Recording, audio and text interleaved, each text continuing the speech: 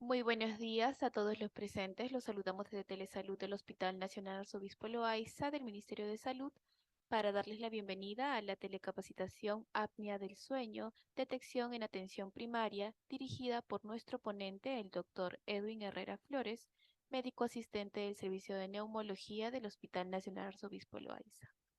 Antes de iniciar, recordarle a todos los presentes que pueden realizar sus preguntas a través del chat de la plataforma de Zoom para ser respondidas al final de la ponencia. Bienvenido, estimado doctor Herrera. Le doy el pase para el desarrollo del tema. Adelante, por favor.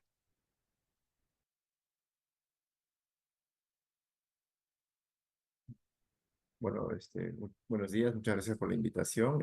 Como ya me presentaron, yo soy doctor Edwin Herrera Flores, neumólogo del Hospital Loaiza.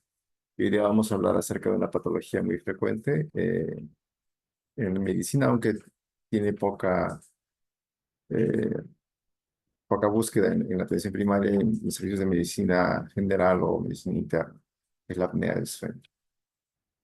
La apnea del sueño, vamos a comenzar explicándonos qué cosa es la apnea del sueño, cuáles son los trastornos del sueño relacionados a la respiración.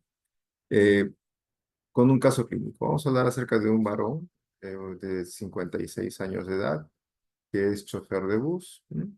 Que tiene antecedente de hipertensión arterial y problemas de dislipidemia, que está en tratamiento regular, está con subido de peso, tiene 115 kilos para 1,80 m de estatura, y el cardiólogo lo refiere porque durante sus evaluaciones de hipertensión arterial encuentran o reporta que él tiene ronquido y su esposa se queja mucho de este problema.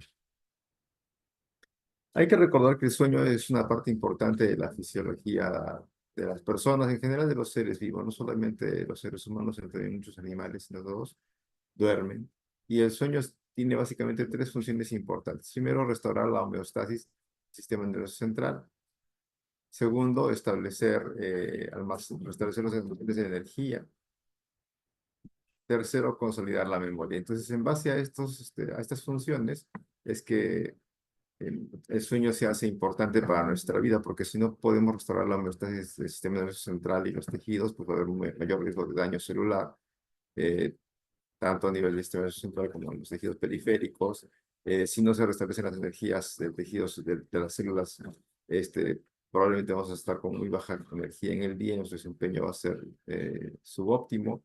Y si no hay adecuada consolidación de memoria, pues todas las funciones neurocognitivas relacionadas a la memoria, como el aprendizaje, por ejemplo, pues van a ser deficientes y eso va a impactar negativamente en la calidad de vida de las personas, ¿no?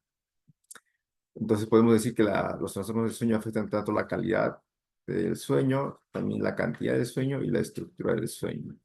Y esto básicamente a que durante cualquier trastorno del sueño se produce un fenómeno que se denomina fragmentación del sueño, es decir, el sueño deja de ser continuo y se convierte en un sueño que es interrumpido por el trastorno, digamos, en este caso, el ronquido y las apneas, ¿no?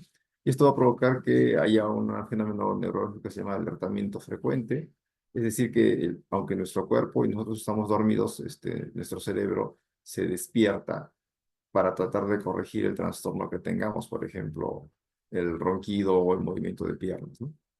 Puede haber una reducción en el sueño de ondas lentas, que es el sueño más o menos profundo, donde se produce la restauración de energía.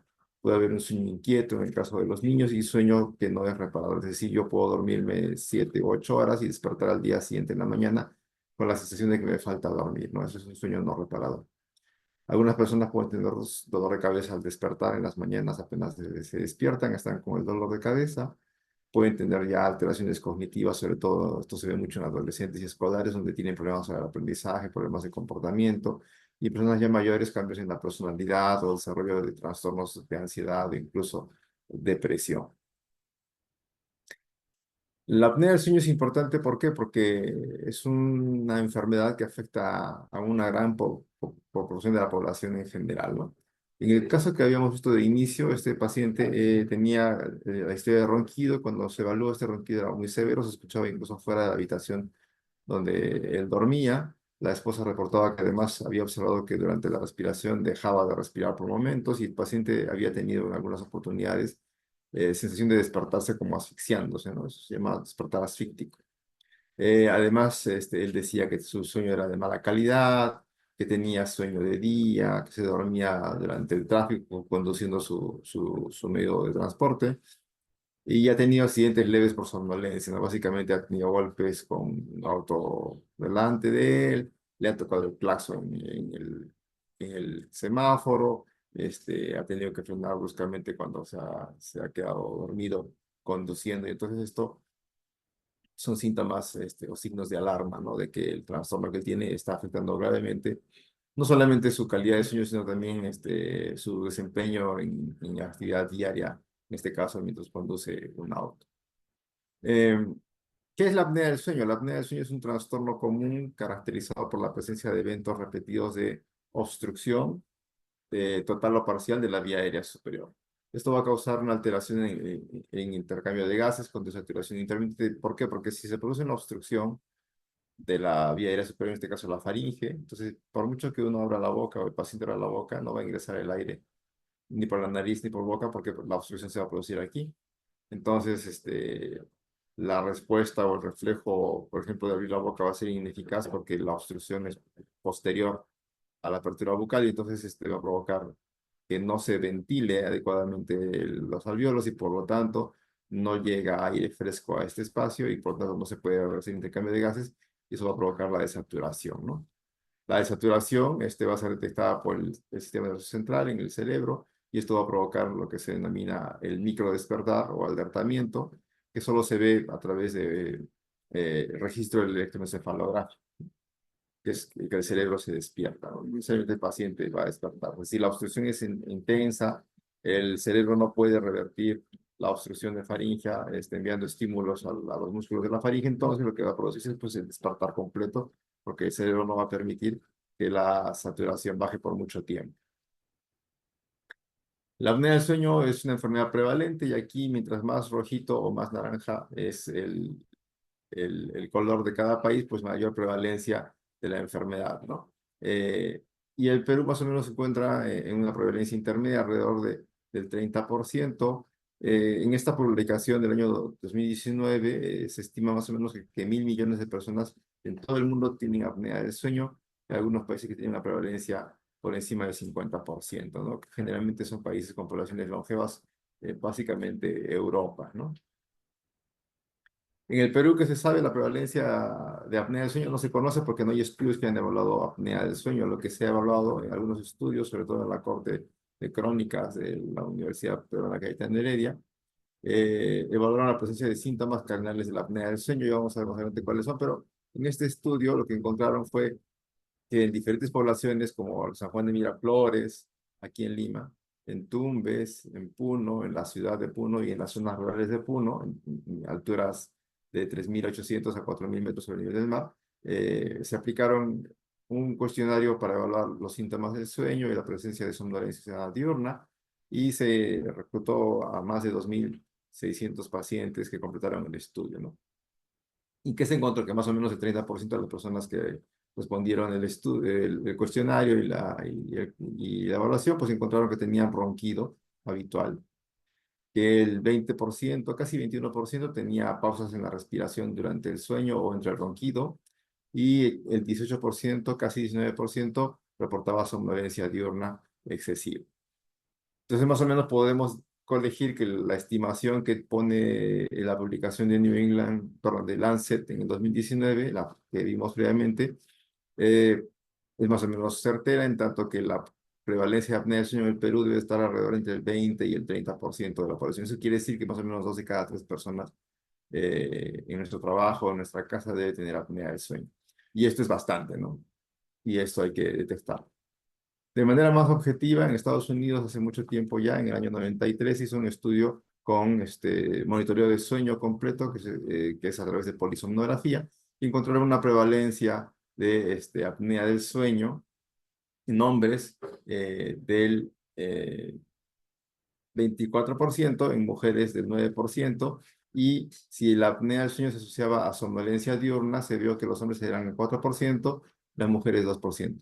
¿Por qué hacen esta discriminación? Porque no todas las personas que tienen apnea del sueño, es decir, tienen pausas respiratorias durante la noche por obstrucción de la vía aérea superior, tienen necesariamente durante el día somnolencia diurna. Generalmente son los más severos los que tienen somnolencia diurna, que puede afectar su desempeño laboral, como en el caso del ejemplo, del caso clínico que estábamos comentando desde hace un momento. Además, es un problema en crecimiento. Se estima más o menos que el 90% de las personas que tienen apnea del sueño no tienen diagnóstico. Se estima que el 85% de las personas que tienen enfermedad cardiovascular, sobre todo falla cardíaca, tienen apnea del sueño o algún trastorno respiratorio relacionado a la apnea del sueño. Que el 20% de los accidentes de tránsito graves se han asociado a presencia de somnolencia en el conductor, que prioritariamente es causada por apnea del sueño. Y también se ha estimado que hay entre un 60 a 80% de las personas con obesidad que tienen también probablemente algún trastorno respiratorio del sueño, sobre todo apnea del sueño. Y esto es importante porque hay una serie de enfermedades asociadas a la apnea del sueño, desde la hipertensión, la enfermedad cardiovascular, las arritmias, la trastorno de ansiedad, el insomnio, la EPOC, el asma, la gota, diabetes mellitus, el cáncer, etcétera. De tal manera de que la apnea del sueño influye y está asociada a estas patologías crónicas que son altamente prevalentes en la población, como todos ya sabemos. El problema es que no todos los pacientes reportan síntomas de somnolencia, por ejemplo, o no le dan la importancia suficiente al ronquido como para poder ser evaluados oportunamente. Volvemos a nuestro caso. Este paciente, cuando se lo evalúa, pues él dice que tenía horarios de sueño variables debido a sus turnos irregulares por el trabajo que era conducir un autobús. Se acuesta más o menos a la medianoche, se levanta a las 5 de la mañana, es decir, duerme 5 horas. Y su latencia al sueño es menos de 5 minutos. ¿Qué cosa es la latencia? Es el tiempo que demora el paciente desde que se recuesta en la cama para dormir, apaga la luz, etcétera, y se queda dormido, ¿no? Entonces, menos de 5 minutos es bastante normal, aunque podría darse sí que es bastante rápida su capacidad de dormir, ¿no? De comenzar el sueño. Sin embargo, durante la noche se despierta mucho, 3 a 4 veces por noche, sobre todo para ir al baño, ¿no? Tiene ictus. Es roncador, como ya dijo la esposa, tiene apneas presenciadas, tiene bruxismo, esto diagnosticado por su odontólogo, incluso le recomendaron que utilizase protector dental para evitar el desgaste de los molares. Ha reportado parálisis del sueño en algún momento. Esta parálisis del sueño es un fenómeno durante el sueño que el paciente despierta súbitamente, pero está paralizado, o sea, no puede mover las manos, las piernas, el tronco y solo puede mover los ojos, ¿no? Dura algunos segundos y es muy llamativo, las personas suelen recordarlo mucho y esto se debe básicamente a que tienen un sueño de muy mala calidad y privación de sueño, es decir, duermen menos tiempo del necesario, de manera correcta o adecuada.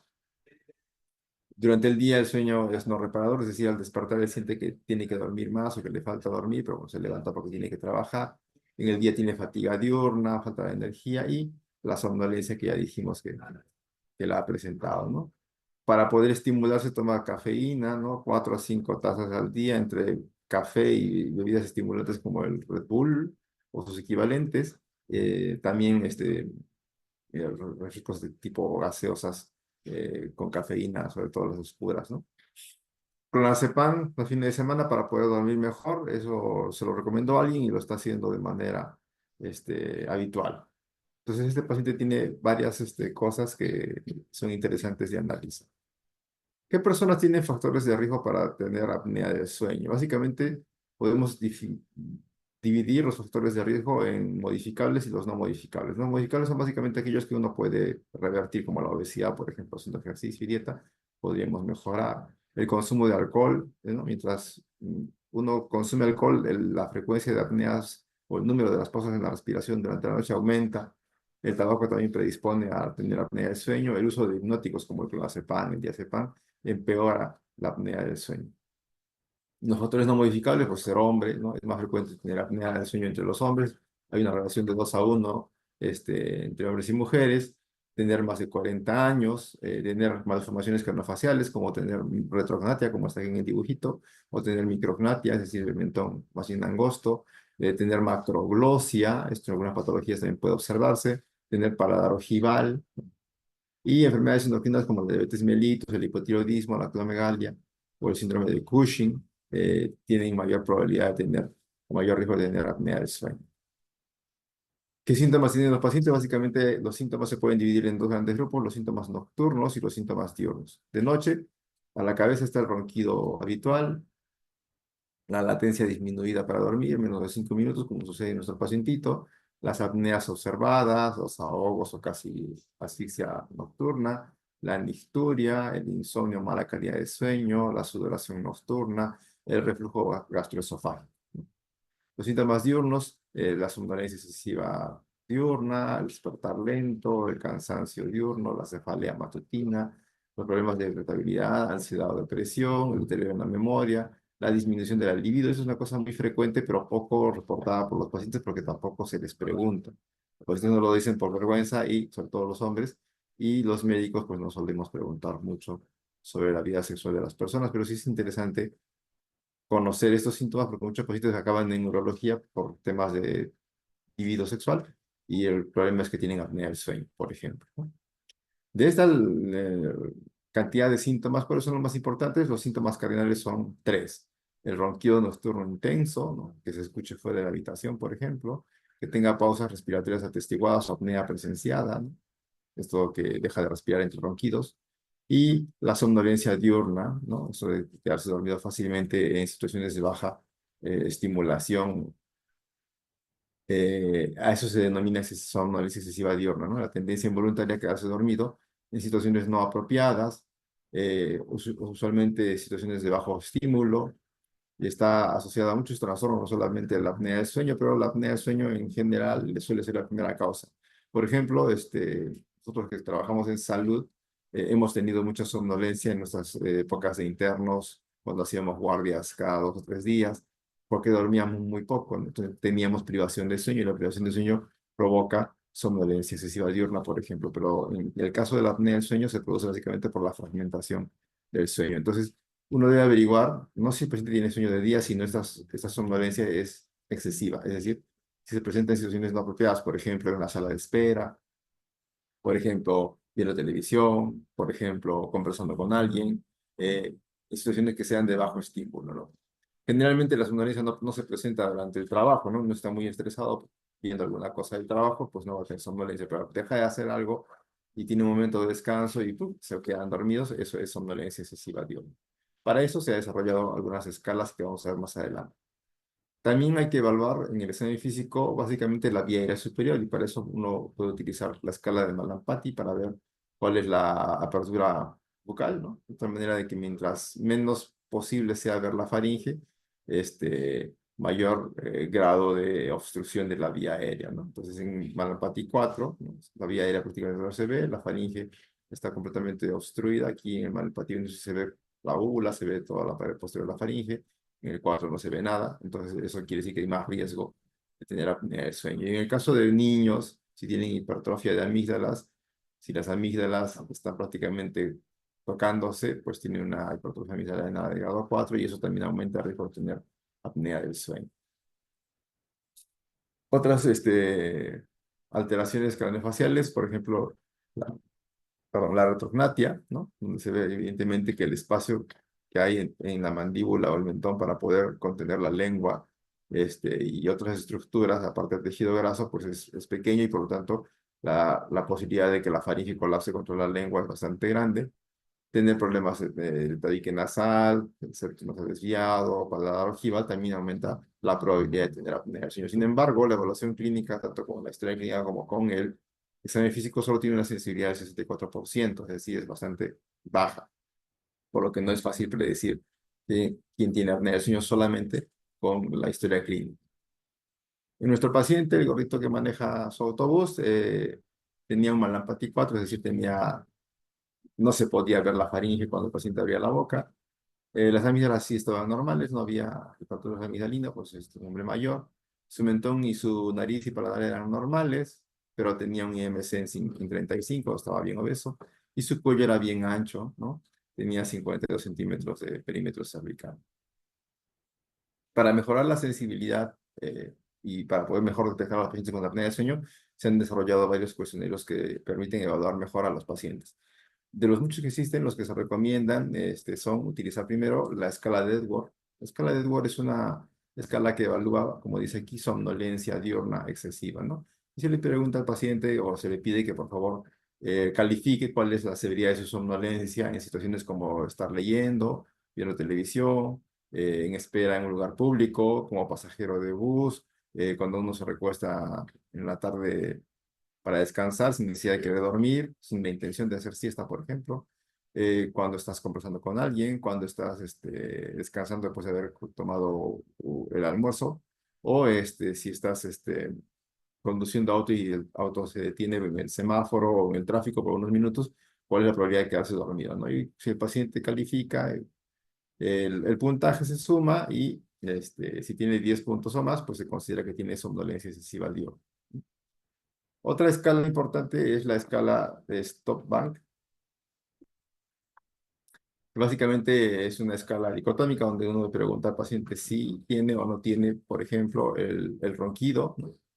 Si siente que tiene fatiga diurna, si tiene apneas presenciadas, si tiene hipertensión arterial, si tiene un IMC mayor a 35, si es mayor de 50 años, si su cuello tiene un perímetro mayor a 40 centímetros, o si es hombre o mujer, ¿no? Y bueno, si según eso se pone el puntaje, si tiene 3 o 4 puntos, el riesgo es intermedio para apnea de sueño moderada o grave. Ojo, la escala de Stopback no te va a detectar la probabilidad de tener apnea leve, pero sí moderada grave, que finalmente es la que nos interesa detectar para poder hacer el diagnóstico y el tratamiento más adelante, ¿no? Y si tiene entre 5 a 8 puntos, pues es alto riesgo de tener apnea moderada a grave, ¿no? Y la sensibilidad es bastante alta, 93%, para detectar apnea de sueño, aunque su especificidad baja a 42%, y por lo tanto, si tiene baja especificidad, lo que hay que hacer es tener un estudio confirmatorio, ¿no? Que vamos a ver más adelante. Nuestro pacientito tenía 18 puntos de somnolencia, prácticamente se queda dormido en todas las situaciones que están en la lista de este cuestionario, salvo la de parar durante el tráfico, que pues, es su trabajo y probablemente eso lo ayuda un poco. Y lo otro es el stop back, donde él tenía la historia del ronquido, como ya hemos visto, tenía fatiga diurna, que también lo hemos señalado, su esposa había indicado que él dejaba de respirar mientras dormía, eh, era hipertenso, por eso lo mandó el cardiólogo, y su IMC estaba en más de 35, tenía más de 50 años, su cuello es más de 40 centímetros y es hombre, y al final tiene pues todos los puntos posibles, tiene 8 puntos y tiene un alto riesgo de tener apnea del sueño. Entonces, cuando uno tenga un paciente con síntomas sugerentes de apnea del sueño, síntomas cardinales, como dijimos, ronquido, apneas presenciadas y somnolencia, lo evaluamos físicamente para ver si tiene alguna otra alteración, se le aplica sus cuestionarios y según esto el riesgo es alto, en este caso, y se le debe hacer un estudio de monitoreo de sueño que es para confirmar el diagnóstico. El estándar es hacerle polisomnografía. Lamentablemente, el acceso a polisomnografía pues, es bastante limitado en el país en general, porque muy pocos centros tienen este estudio, además de que es altamente complejo, es difícil de evaluar y probablemente sea poco accesible, ¿no? Este estudio tiene la ventaja de que nos permite ver cuándo el paciente está dormido y cuándo podría estar despierto, lo cual mejora la especificidad del diagnóstico. Pero para casos con alta probabilidad, como en nuestro gorrito, pues lo que toca es hacer estudios más simples que nos puedan permitir hacer la confirmación del diagnóstico, sabiendo que tiene una sensibilidad mayor al 90%, lo que nos falta saber nada más es si este paciente realmente tiene apnea del sueño o no. Entonces, para esto se han inventado estudios que son más simplificados, que solamente requieren tres básicamente sensores, ¿no? Un oxímetro, un sensor de movimiento de la respiración del tórax y un sensor de flujo respiratorio. Estos polígrafos son más sencillos, se pueden utilizar en casa del paciente, ¿no? Se los coloca al paciente en el consultorio o se le explica cómo colocárselo y el paciente se lo coloca solo en casa, ¿no? No requiere un personal especializado que se lo instale, no requiere ser supervisado, se tienen programas incluso de calificación automática que hace que sea mucho más sencillo para personas no entrenadas detectar la enfermedad. Sin embargo, hay que saber a quién hay que darle este estudio, que es más simple, sobre todo a personas que tienen alta probabilidad pretest de apnea del sueño, como el caso de nuestro gordito de 54 años, el chofer. En base a la valoración clínica y a las ecuaciones de predicción, se puede utilizar este estudio, ¿no? No está indicado en quienes, sino que tengan comorbilidades significativas, por ejemplo, problemas del sistema nervioso central, ¿no? Falla cardíaca no controlada, alguna enfermedad neuromuscular, enfermedad pulmonar grave sin tratamiento no controlada. En niños tampoco todavía está validado para eso. O si yo pienso que tiene otro trastorno del sueño, por ejemplo, pues que tenga narcolepsia o insomnio, en ellos no es posible hacer un estudio simplificado de sueño, un monitoreo simplificado, y correspondería más bien derivarlo a un centro más complejo para que le hagan evaluaciones completas y un estudio polisomnográfico probablemente. Los monitores portátiles nos van a permitir ver el flujo de aire que respira el paciente, ¿no? Y en qué momentos deja de respirar de manera normal. Nos puede mostrar el esfuerzo que hace el paciente para respirar y la presencia de saturación baja. De manera de que esto nos permite detectar la limitación al flujo de aire o la obstrucción al flujo de aire a través de la vía aérea superior. La poligrafía respiratoria es útil, perdón, cuando se utiliza adecuadamente. ¿Y qué es lo que necesitamos para eso? Pues que el monitor que tengamos o que se utilice esté adecuadamente validado contra el estándar de oro que es el polisomnógrafo, ¿no? Eh, las ventajas de los estudios simplificados es que son más baratos, como dijimos, son más accesibles, no requieren personal capacitado, no requieren hacerse en hospitales, no puede hacerse en una casa del paciente. Desventajas es que uno puede perder registro de la información si el paciente se mueve, se lo coloca mal o se le desconecta algo, pues durante la noche se perdió el registro, ¿no? Y lo otro importante es que infraestima el índice de eventos respiratorios, es decir, el número de pausas en la respiración que hace el paciente. ¿Por qué? Porque no sabemos si durante todo el tiempo que grabó el equipo el paciente estuvo dormido, ¿no? Es posible que el paciente se haya colocado el monitor, digamos, pues 8 de la noche y se lo quita a 8 de la mañana, son 12 horas de que la maquinita está grabando cómo respira el paciente, pero probablemente el paciente se echó a dormir a las 12 y se levantó a las 5 de la mañana, por ejemplo. Entonces tienes un tiempo de sueño efectivo que es más corto que el tiempo en que se grabó y al final el número de eventos que se registran en el monitor, en el polígrafo, se van a dividir sobre todo el tiempo de registro, no necesariamente sobre el tiempo de sueño. Y eso infraestima el índice de eventos respiratorios, que es el que nos va a permitir hacer el diagnóstico, como vemos acá. ¿Cuándo decimos que tiene apnea del sueño el paciente? Cuando tiene un índice de apnea o hipopnea, es decir, un número de eventos respiratorios por hora mayor o igual a 5 y que tenga síntomas o signos de la enfermedad, no somnolencia excesiva diurna, por ejemplo, hipertensión arterial, por ejemplo. Y si no tiene ningún síntoma, no tiene somnolencia ni signos de enfermedad, pues que tenga un índice de apnea hipopnea mayor a 15.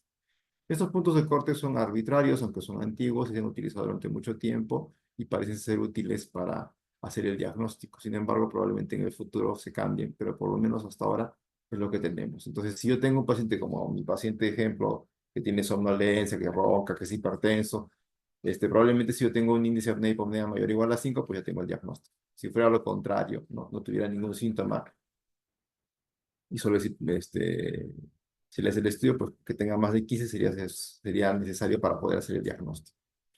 Cuando se hace el diagnóstico, uno debe establecer la severidad, ¿no? Y la severidad básicamente se basa también nuevamente en este índice de eventos respiratorios por hora. Si tiene entre 5 a 15 se considera que es leve, si tiene entre 15 a 30 es moderado y si tiene más de 30 pues es severo.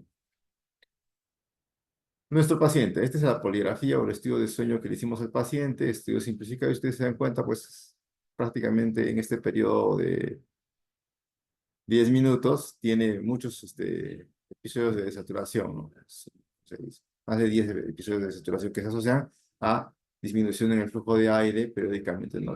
Hace 3 respiraciones grandes, luego 2 o 3 chiquitas. 3 grandes, luego acá 5 chiquitas. Aquí prácticamente una pausa completa. De manera de que esto nos está diciendo que el paciente pues tiene muchos eventos respiratorios durante la hora que hace apneas verdaderas, ¿no? Deja de respirar por periodos de 10 segundos o más. Acá tiene muchas más, ¿eh? De manera de que esto confirma el diagnóstico, ¿no? Y este es el resumen de la saturación, ¿no? Prácticamente sube y baja durante toda la noche, entre la 1 de la mañana, dice acá, hasta las 10 de la mañana. Y el paciente usa el monitor. Entonces, eh, es un problema porque el paciente tiene muchos eventos respiratorios, ¿no? ¿Cuántos tiene? 53 por hora. Dijimos que para que sea severo tiene que ser más de 30, entonces tiene un, una apnea severa y esto además se asocia a desaturación importante, casi el 68% del tiempo que se ha hecho el registro ha tenido saturación por debajo de 90%, es decir, ha estado con hipoxemia durante toda la noche prácticamente, más del más del 70% del tiempo de la noche ha estado con problemas de oxigenación. Y eso es importante porque esto impacta negativamente en la calidad de vida. Vamos a hablar rápidamente acerca de qué tratamiento puede ofrecerse al paciente. El tratamiento para la apnea del sueño básicamente son 3 o 4 estrategias, ¿no? Primero la CPAP, que es una terapia de presión positiva, que lo que básicamente hace es enviar aire a presión positiva a través de una mascarilla, en este caso la nariz o la boca, y lo que va a hacer es inflar la garganta de tal manera que la garganta se infla y por lo tanto ya no ronca y automáticamente los colapsos de la garganta que producen la obstrucción van a desaparecer. También se podrían utilizar unos dispositivos orales que lo que hacen es adelantar el mentón hacia adelante para separar la lengua de la garganta de la manera de que se genera un espacio y hay menos riesgo de que se colapse la faringe contra la lengua, ¿no? La cirugía es una opción en personas seleccionadas y en algunos lugares, sobre todo en personas con enfermedad leve, se puede utilizar una terapia llamada miofuncional, que es básicamente hacer ejercicios para tonificar los músculos de la faringe. En general, el tratamiento de elección sigue siendo la presión positiva a través de un dispositivo que se conoce como CPAP, sobre todo en casos graves y en los casos leves o moderados que tengan síntomas, ¿no? Somnolencia o enfermedad cardiovascular, por ejemplo. ¿Y cuál es el objetivo? Pues el objetivo de la presión positiva es conseguir una presión suficiente para eliminar los eventos obstructivos de la faringe y que esto permita normalizar el intercambio de gases y corregir la estructura del sueño, de tal manera de que se corrigen todos los problemas que pueda tener el paciente por la mala calidad de respiración producida por la obstrucción de la faringe. Y para esto se puede hacer de manera manual o de manera automática, eso ya es algo un poco más especializado, pero lo importante es conocer que la CPAP es una terapia que funciona, ¿no? Y nuestro pacientito pues se le hizo la terapia y como ustedes ven, pues el paciente usa la maquinita, que esto es por días, 26 de marzo hasta 18 de junio, y estas es las horas de uso, ¿no? Prácticamente siempre la usa por encima de 4 horas, que es el umbral mínimo que nos pide para tener una calidad adecuada de la terapia. Y el número de eventos por hora de 50 y tantos que tenía baja a 0,9. Es decir, la terapia es altamente eficaz en el paciente, ¿no? Y el paciente mejora mucho su calidad de vida y su calidad de sueño. Este paciente cuando viene a su control con la terapia dice que ha mejorado su calidad de sueño, que ya no toma, que ya no tiene ronquidos, que ya no tiene apneas, duerme mejores, más horas de sueño, más eficaz y más eficiente, tiene un sueño reparador, ya no tiene somnolencia en el día, su estado de ánimo mejora, su carácter también se hace mucho más manejable, aunque tiene un poco de sequedad nasal y carraspera que son transitorias y que son esperadas por el uso de estas terapias a presión positiva. Como conclusión, podemos decir que la apnea de sueño es un trastorno frecuente con impacto en la salud en general y que todavía no está bien diagnosticado a nivel de atención primaria o en evaluación de primera atención en los pacientes, ¿no? Se debe establecer el diagnóstico en base a la sospecha clínica en sujetos con factores de riesgo, por ejemplo, los hipertensos, ¿no? Se debe utilizar cuestionarios de ayuda para fortalecer la sospecha diagnóstica y seleccionar mejor al sujeto que requiera más estudios, es importante. El diagnóstico requiere un monitoreo de sueño, de preferencia en casos con alto riesgo de enfermedad, pues un monitoreo simplificado, ¿no? Los polígrafos respiratorios o el monitor simplificado es un método válido para el diagnóstico en pacientes con alta sospecha de apnea de sueño y el uso de la terapia CPAP es el tratamiento de elección prácticamente en todos los casos. En casos leves o muy seleccionados se puede utilizar las otras terapias que existen para la apnea del sueño. Bueno, y eso es todo. Muchas gracias por su atención y estoy atento a las preguntas. Muchísimas gracias y felicitaciones, doctor Herrera. Mientras los participantes van redactando sus preguntas, en caso las tengan, lo pueden hacer en el apartado de chat de Zoom. ¿Nos podría brindar alguna recomendación adicional respecto al tema expuesto el día de hoy?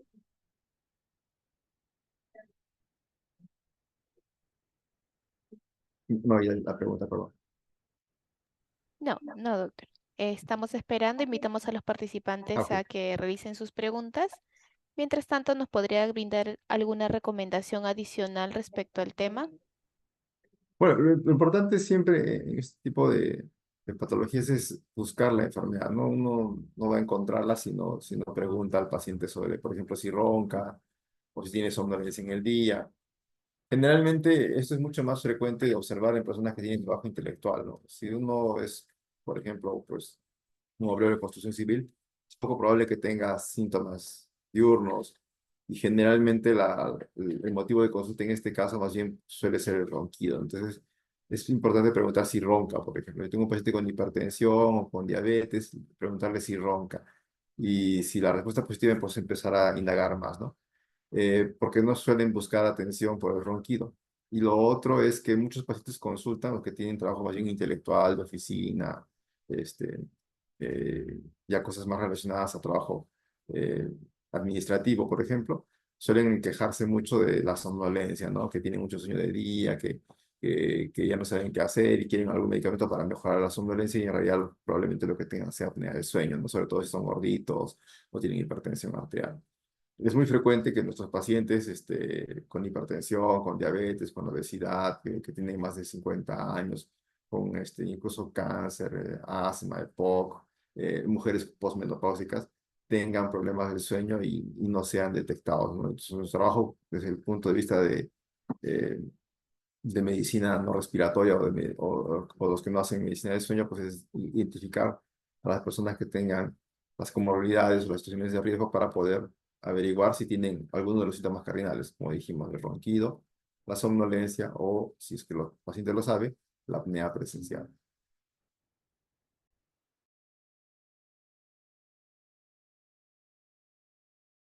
Muchísimas gracias, doctor. Al ver que no hay más dudas respecto al tema, vamos a proceder a agradecer a cada uno de los participantes e invitarlos a suscribirse a nuestro canal de YouTube. Nos pueden encontrar como Hospital Nacional Arzobispo Loaiza. Ahí podrán ver nuevamente las telecapacitaciones y tele-IS. De igual manera pueden escribirnos en los comentarios otros temas de interés que les gustaría que se tocaran próximamente. Y con nosotros sería hasta una próxima telecapacitación. Ha sido un honor tenerlo el día de hoy con nosotros, doctor Herrera. Esperamos contar nuevamente con usted en una próxima oportunidad. Gracias a ustedes por la invitación. Estamos en contacto.